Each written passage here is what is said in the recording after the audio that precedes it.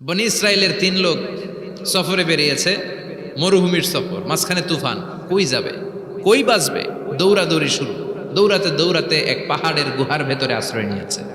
গুহা চিনেন তো? পাহাড়ের গুহা। আশ্রয় নেয়ার সাথে সাথেই বৃষ্টির পানির ঝাপটায় পাহাড়ের উপর থেকে বিশাল এক পাথর খণ্ড এসে পাহাড়ের গুহার মুখটা বন্ধ করে দিয়েছে। বন্ধ, অন্ধকার। এরা পড়ছে বিপদে। হায় হায়, বাঁচার জন্য ঢুকলাম, এখন দিই মরণ। ঢুকছিল কি জন্য?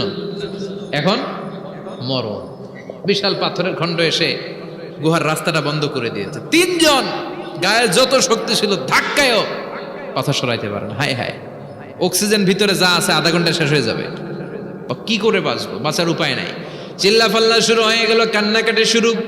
একজন বলে, তোমাদের জীবনে কার কি ন্যাক আমল আছে, যেই ন্যাক আমলটা আল্লাহর ভয়ে করছিল ওইটার ওসিলা দিয়ে দোয়া করে দেখো কিছু হয় কিনা।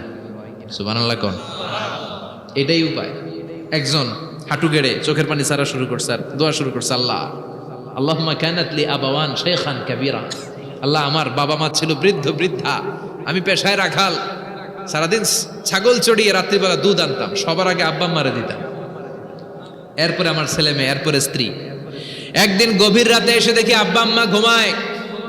দুধের বাটি নিয়ে আব্বা আম্মার মাথার সামনে দাঁড়িয়ে রইলাম। ছেলে মেয়েগুলো আব্বা এসে বলে, আব্বা দুধ দাও। আমি বললাম পরে, আগে আব্বা আম্মা খাবে, তারপরে তোরা।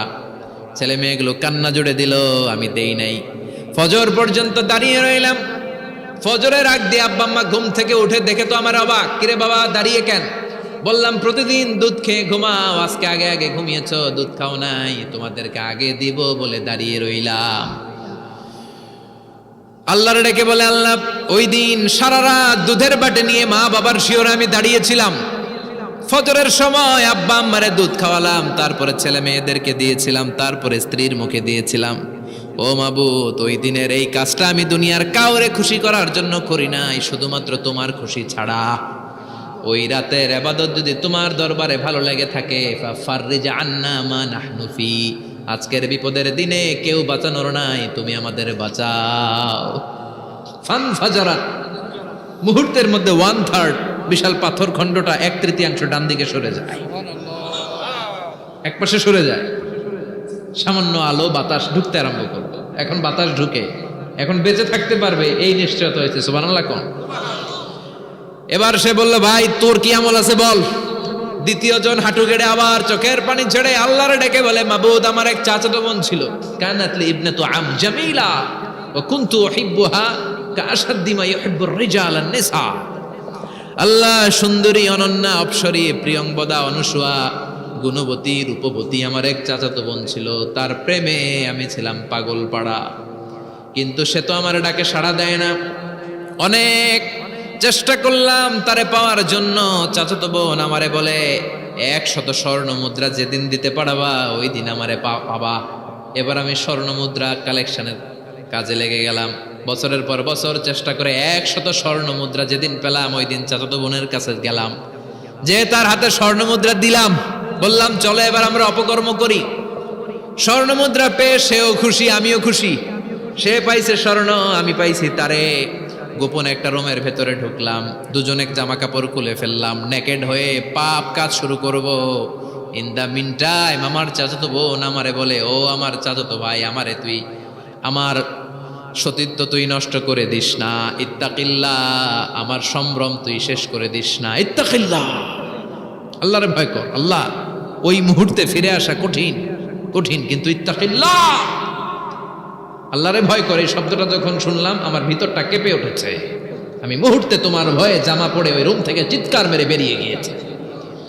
আল্লাহ, সেদিন আমি পাপ কাজ করি নাই, সেদিন আমি মনের খায়েশ মিটাই নাই, তোমার ভয়ে সেদিন আমি দৌড়ে পালিয়েছি। ওই দিনের ইবাদতটা, আমলটা যদি তোমার কাছে ভালো লেগে থাকে, ফাফাররিজ আন্না ফিমা নাহনু ফি, আজকে যেই বিপদে আছি তুমি বাঁচাও। বলার সাথে সাথে 2/3 2/3 পাথরের খণ্ডটা আরো ডান দিকে সরে যায়। সুবহানাল্লাহ পড়েন। এবার আরো বড় ফাঁকা হয়েছে। এবার তারা বেরোতে চেষ্টা করলো, দেখে মাথা বেরোয়, শরীর বেরোয় না, হাত বেরোয়, পিঠ বেরোয় না, পা বের হয়, দেহ বেরোয় না, আরো ছুটতে হবে। এবার বাকি আছে কয়জন? একজন।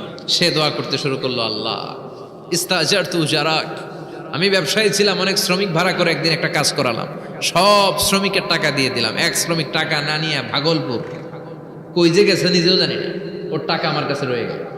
এই শ্রমিককে আর টাকাটা বুঝাই দিতে পারি নাই। এই টাকা দিয়ে আমি কয়েকটা ছাগল কিনলাম, এই ছাগলগুলো বাচ্চা দিল, ওগুলো বাচ্চা দিল, ওগুলো বাচ্চা দিল, দিতে দিতে বিশাল ছাগলের ডেইরি ফার্ম করে ফেললাম তার ওই টাকা দিয়ে। এক যুগ 12 বছর পরে সে এসে বলে আমার টাকা ফিরায় দাও। আমি বললাম এই যে ছাগলের ডেইরি ফার্ম পুরোটাই তোমার। সে বলে আতাস্তা জি মিন্নি, আমার সাথে ঠাট্টা করো? আমি পাই সামান্য কয়টা টাকা, এক যুগ আগে যেই টাকা পাইতাম ওইটা দিলেই চলবে। আমি বললাম ও শ্রমিক, তোমার টাকা দিয়ে আমি ছাগল কিনে ব্যবসা করেছি, ছাগল বাচ্চা দিয়েছে, বাড়তে বাড়তে বাড়তে বাড়তে আজকের বিশাল এই ডেইরি ফার্ম। এই ডেইরি ফার্মের মালিক আমি নই, তুমি নিয়ে যাও। বলার সাথে সাথে শ্রমিক আনন্দে নাচতে নাচতে ডেইরি ফার্ম নিয়ে যায়। ও আল্লাহ, ওই দিন যদি সে যতটুকু টাকা পাওনা ছিল অতটুকু দিলেই সে খুশি হয়ে যেত। শুধু তোমার খুশির জন্য পুরো ডেইরি ফার্ম আমি তারে দিয়ে দিয়েছিলাম। আল্লাহু আকবার। আল্লাহ, আজকের এই বিপদের দিনে আমার সেদিনের আমলটা যদি তোমার কাছে ভালো লাগে তুমি বাঁচাও। বলতে দেরি, মুহূর্তের মধ্যে বিশাল প্রকাণ্ড পাথর খণ্ডটা অন্যদিকে দৌড়ে চলে যায়।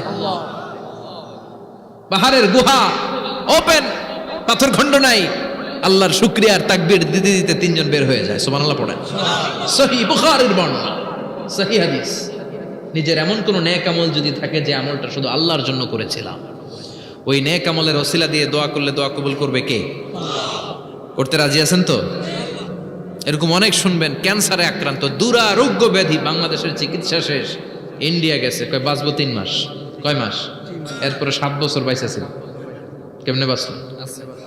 কেমনে? দোয়া। দোয়ার পাওয়ার আছে না নাই? তবে দোয়াটা দোয়ার মতো হতে হবে। সিনসিয়ার দোয়া ইজ লাইক এ মিসাইল। একনিষ্ঠ দোয়া এটা মিসাইলের মতো। মিসাইল হামলা করলে ইঞ্চি ইঞ্চি যেখানে মিসাইল বোমাটা পড়ার কথা ঠিক ওখানে পড়বে। ড্রোন হামলা করলে ঠিক ওখানে, ব্যালিস্টিক ক্ষেপণাস্ত্র নিক্ষেপ করলে লক্ষ্য বস্তু যেমনি ভিত করে, তেমনি দোয়ার মতো দোয়া করলে মুহূর্তেই দোয়া কবুল হয়ে যায়। আমরা দোয়ার মতো দোয়া করতে জানি না, কেমন করে দোয়া করতে হয় আমাদের জানা নাই, এজন্য দোয়াও কবুল হয় না। চিল্লায় এখন ঠিক কিনা? কিন্তু আল্লাহ ওয়াদা দিয়েছেন উজিবু দাওয়াতাদ দাঈ ইযা, আমার বান্দা দোয়া করলে আমি দোয়া কবুল করি, আমার বান্দা চাওয়া মাত্রই আমি কবুল করে নেই। সুবহানাল্লাহ পড়েন। যত দোয়া আপনি করেছেন সব কবুল, সব, অল অফ ইউর দোয়াজ আর অ্যাকসেপ্টেড, সব কবুল হয়েছে আল্লাহর কসম। অনেকে বলবে হুজুর এটা আবার কি কইলেন, এতক্ষণ তো ভালোই কইতেছিলেন, সব দোয়া আবার কবুল হয় কেমনে? আমি তো জীবনে কত কিছু চাইলাম, কত কিছুই তো পাই নাই। আছে না এরকম? অনেকে অনেক পেরেশান, আফসোস করে হুজুর চাইলাম আল্লাহ দিল না। 4টা মাইয়া, এবার কাবা ধইরা চাই আইছি পোলার কথা, এটাও হয়েছে মাইয়া। আছে না নাই? 5টা ছেলে হয়েছে, মেয়ের জন্য বুকটা হাহাকার। হজে যে আরাফাতের ময়দানে চেয়ে আসলাম, এইবারও হয়েছে আর একটা পোলা। আছে না নাই? কত কিছু চাইলাম, পাইলাম না, হুজুর দিল না আল্লাহ। বলে না আপনার সব দোয়া কবুল, তবে কবুল হওয়ার 3টা সিস্টেম আছে। কয়টা? 3টা। চান্দোলার ভাইয়েরা মনে থাকবে? কয়টা? 3টা। আপনি যত দোয়া করছেন সব কবুল, কারণ আল্লাহর কাছে কিছু চাইলে আল্লাহ ফিরায় দিতে জানে না। আল্লাহ জানেই না কেমনে ফিরায় দিতে হয়। সুবহানাল্লাহ কোন? চাওয়া মাত্রই আল্লাহ বলে অ্যাকসেপ্টেড, যা কবুল, দিব দিব না এটা বলতে জানে না, চাওয়া মাত্রই বলে দিব। 3 সিস্টেম। নাম্বার 1, আপনি আল্লাহর কাছে দোয়া করলেন, চাইলেন, আল্লাহ বলে দিব, বলেই তিনি দিয়ে দেন আর আপনি খুশি হয়ে যান, পেয়ে গেলেন। নাম্বার 2, আপনি আল্লাহর কাছে দোয়া করলেন, চাইলেন, তখনও আল্লাহ বলে দিব, তবে এখন না, সবুর, একটু পরে দিব। কখন দিলে আমার জন্য ভালো, আমার চেয়েও ভালো জানে কে? আল্লাহ, পরে দিবে। নাম্বার 3, চাইলেন, দোয়া করলেন, আল্লাহ তখনও বলে দেব, তবে এখনো না, পরেও না, কিয়ামতের দিন যেদিন বিপদে পড়বে ওই দিন দেব। যেদিন তোর বাবা তোরে চিনবে না, তোর মা তোরে চিনবে না, বন্ধু বন্ধুরে চিনবে না, পীর সাহেব মুরিদরে চিনবে না, মুরিদ পীর সাহেবরে চিনবে না, ইমাম সাহেব মুসল্লিরে চিনবে না, মুসল্লি ইমাম সাহেবরে চিনবে না, কেউ কাউরে চিনবে না। ওই কঠিন দিনে তোরে আমি বাঁচাইয়া দেব। তাইলে দোয়া যা করছেন ছোটবেলা থেকে আজকে পর্যন্ত লস হয়েছে না লাভ? লস না লাভ? প্রতিদিন শতবার তাওবা ইস্তেগফার পড়তে রাজি আছেন? আল্লাহর জিকির করতে রাজি আছেন তো? আর বেশি বেশি দোয়া করতে রাজি আছেন? সবাই সবার জন্য দোয়া করবো, রাজি আছেন তো? আল্লাহ আমাদের সবাইকে কথাগুলো বুঝার ও আমল করার তৌফিক দান করুক। আমরা পড়ি আমিন।